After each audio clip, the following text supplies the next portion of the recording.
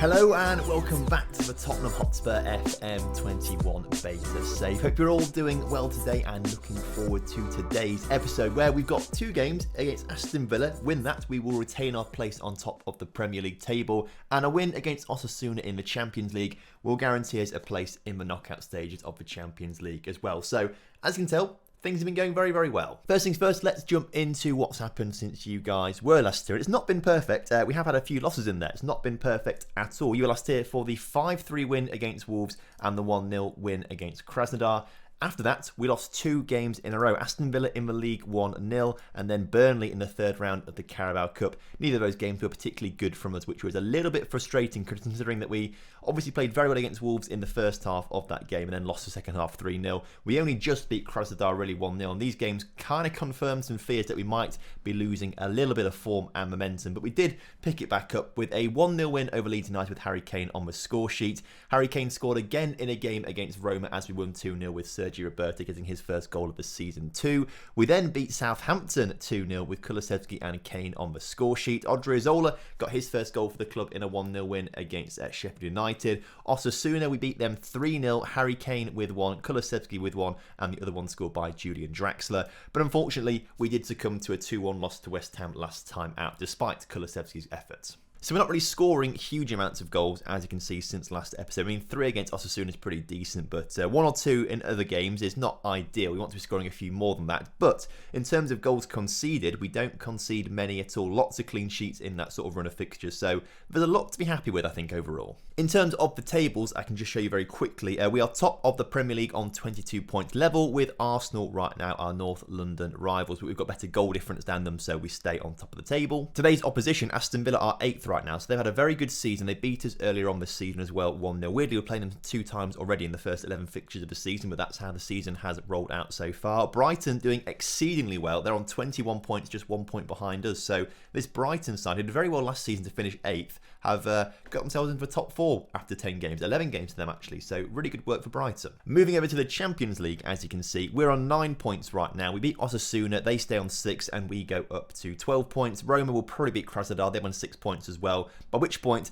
only one of those 2 teams potentially could overtake us in the whole tournament. So we would be qualified from our group. So win today, it's looking nice. Also, very happy to report that our squad is almost entirely healthy. Just small niggles for Eric Garcia and Reguilon down there. Unfortunately, Bentancur has a suspension too. So we'll miss those 3 guys for the first game of today's episode. But we've got a pretty much full strength lineup with Lloris in goal and that back line of Ben Davies, Longley, Alderweireld and Odriozola. Sergio Roberto and Sissoko make up the midfield duo today with Bailey on the left, Kulusevski on the right, Luis Alberto through the middle, and of course Harry Kane with his 10 goals so far this season. Having wingers has really helped him out massively, to the point actually, if we look at the competitions, Premier League, he's the top scorer in the Premier League, joint with Carlin Grant at West Brom, with Lautaro Martinez just behind them for Man United. So as kickoff is upon us against Villa, we want to get past that 2-1 defeat we had to Sheffield United last time out as well. So this should be a good one for us, as again, we need to adjust the cameras because it's still a bit bugged out in the beta. Let's zoom right in as well. You can see the current game a little bit better now as Kulusevski looking to come forward. Plays it back to Sissoko in the end though, as he couldn't go any further on the ball. But out wide to Davies, who can swing a ball in. Go on, lad. He's not really done that very, very well. And Traore coming down the left-hand side. Unfortunately for him, we regain possession just about as Ben Davies gets it into Bailey instead. He uses his pace and his dribbling to get into the area. Is brought down by McGinn. The commentary down here said it looked very harsh. To me, it looked very clear-cut on that 3D highlight there. The referee going to see the VAR about this one, checking it out. Come on, give us the penalty and let Harry Kane get his 11th goal of the season. And just like last episode, if Harry Kane's... Oh, it's no penalty. Good job I didn't say it. What's he doing? Is he going to give... Oh, it's a free kick. Oh, it's a free kick, not a penalty. It happened outside the area, did it? I assumed it just wasn't... Oh, that seems very, very harsh. Well, in that case, I still don't know what to say, because I was about to say if Harry Kane scores the penalty, you've got to subscribe, but I can't say that now. It would be very nice if you'd subscribe anyway. That would be massively appreciated as we push towards 20,000 subscribers by the end of the year. And also, whilst you're down there subscribing, press the like button. That would be massively appreciated too. Also, I've only just noticed this. Nottingham Forest are in the Premier League. I must have completely missed that they got promoted last season, if I'm honest with you. didn't really pay much attention to that at all. But Forest, welcome back to the Premier League as Ollie Watkins comes forward. Hugo Reese with a good save. Who else got promoted then? Norwich got promoted. Obviously, Nottingham Forest and Bournemouth got back promoted as well. And are currently 7th in the table, so well done to them. Luis Alberto's corner, though, into Kulusevski, goes all the way through to Sissoko. He gets his first goal of the season. Not many starts for him this season so far, obviously, because he has been replaced, basically, by Sergio Roberto and Benson Kerr. But when he does play, scores goals, as you can see. So rather handy there. We scored just before half-time, right at the start of the second half now. Sergio Roberto, Luis Alberto nearly as well. I think there was an offside in there, actually, maybe. No, apparently not. It's going straight for the corner. A really good chance for us to score a goal there. Just unfortunate not to get it in the back of the net. Harry Kane can't win the header from the corner, but Longley regains possession. Unfortunately, though, that is the end of the highlights. Another chance for us from a throw-in in an attacking area as Luis Alberto gets it to Sergio Roberto on the edge of the area. Sissoko gets it out wide to Odriozola, who's picked up a knock. Kulusevski scores his 8th goal of the season already. He's been an inspired signing for us this season. 8 goals for him now, which is fantastic. But we need to maybe think about taking Odriozola off the pitch if he does have an injury.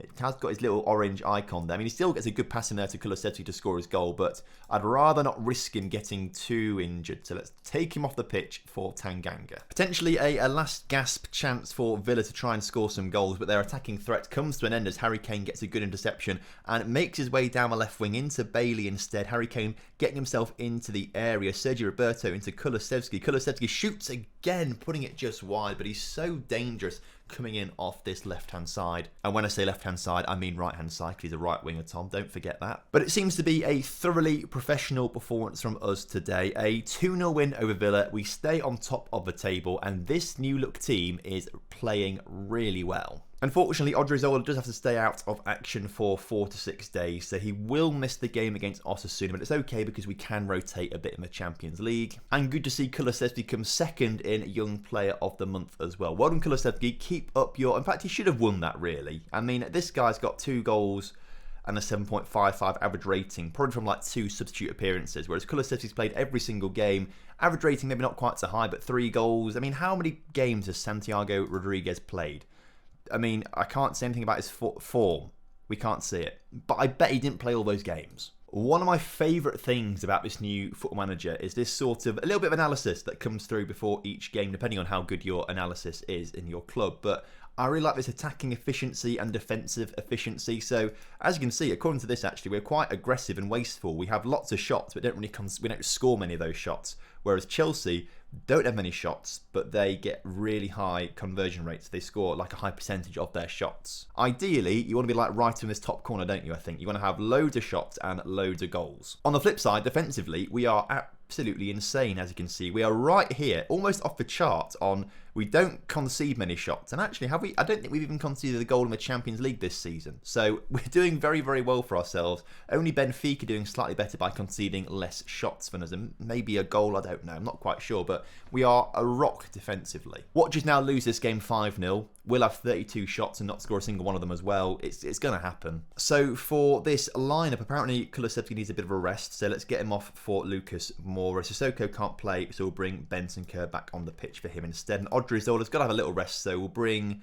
Tanganga on for him. Eric Garcia just coming back from his knock, so we're going to start him ahead of Alderweireld as well. Might be a good idea to give Draxler a nap, but actually has got not quite full fitness, so we'll give Son a go instead of Leon Bailey, but that's the change that we'll make. Let's go into the game and get the 3 points we need to qualify from our group. So kickoff is upon us here today. A big game against Osasuna, who have defied the odds to be here in the first place and already are having better chances than us right now. 22 minutes, they've not let us have a single shot yet, so clearly they do know what they're doing. We beat them 3-0 at our place, but it's very different when you're playing at your place compared to someone else's place. Again, I'll adjust the camera height there just so we get a better angle on the pitch as Ruben Garcia gets all the way through to one of their other players who hits the crossbar, and that shows how close they are to coming to scoring in this game so far. But this first half, there's really not a lot happening, as you can see. The second highlight of the game is not going to us because Osasuna get the interception there and bring it out from the back as Toro into Ruben Garcia, back to David Garcia, puts it forward. It's a terrible ball and Longley can bring it out from the back as Luis Alberto finds Son. Son drives into the area, into Harry Kane, and Harry Kane with his 11th goal of the season puts us 1-0 up Amazing stuff. Apparently Lucas Moura's sustained a bruised ankle. That just came through on the dugout. So we might take him off in a second just so we don't aggravate any sort of injury at all. In fact, after that highlight was terrible, as you can see up here, it does say swap him with Leon Bailey, and Luis Alberto wants to come off the pitch as well. So let's do that. Let's get Luis Alberto off for Lo Celso. Lucas Moura supposedly picked up a knock, so let's get him off for Leon Bailey. Although saying that, he's on the right hand side, so Kulusevski should come on instead. So let's give Kulusevski, no, let's give it to Draxler. Draxler, you can come on the pitch, see what you can do. But with 20 minutes to go in this game, where not an awful lot has happened at all, we are looking to pick up the 3 points, which is very good. Sergio Roberto now wants to come off the pitch for Harry Winks. Let's just press do it, and hope that should be done, I assume. It is done, amazing, that works pretty quickly. What I don't like, actually,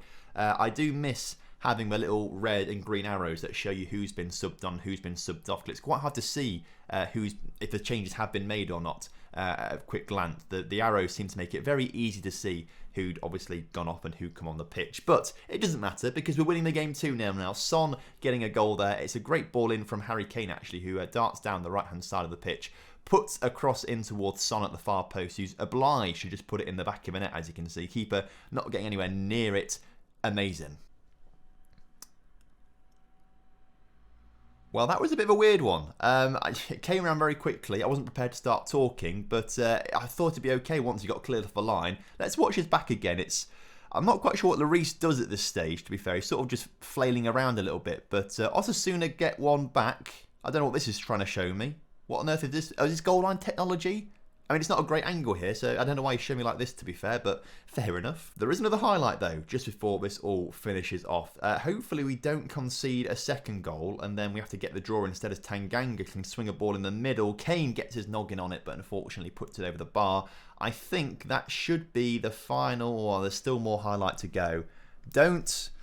Let's not concede now, boys. It goes out for a throw, and I think this actually is going to be the highlight winding down for the rest of the game. We've got 30 seconds of play left. Surely they're not going to score a goal in this time, as Ruben Garcia goes out for another throw. Of course, right. I'm not worried. It's just the closing highlight of the game. 5 seconds to go. They'll throw the ball in. The referee will blow his whistle, and we'll get the 3 points and qualify from our group. And we can all be very, very happy about that, as Lloris collects the ball. Full time here. Osasuna 1.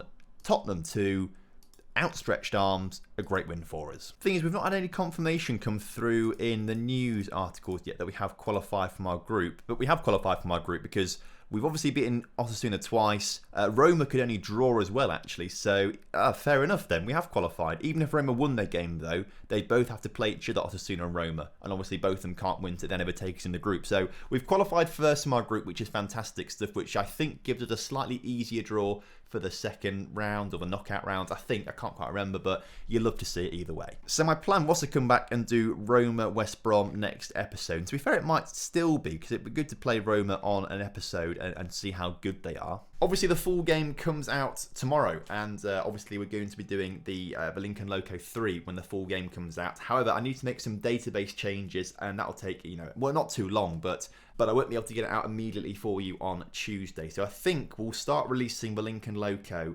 3 on Monday, as in like a week today. So we get a fresh start next week with a new save, and we can finish this off with enough time as well, which will be good fun. So thank you very much for watching today's episode. Hope you guys have enjoyed it. Of course, if you have done, drop a like on the video for me, subscribe to the channel if you're new around here, and I'll see you next time. Have a good one. Goodbye.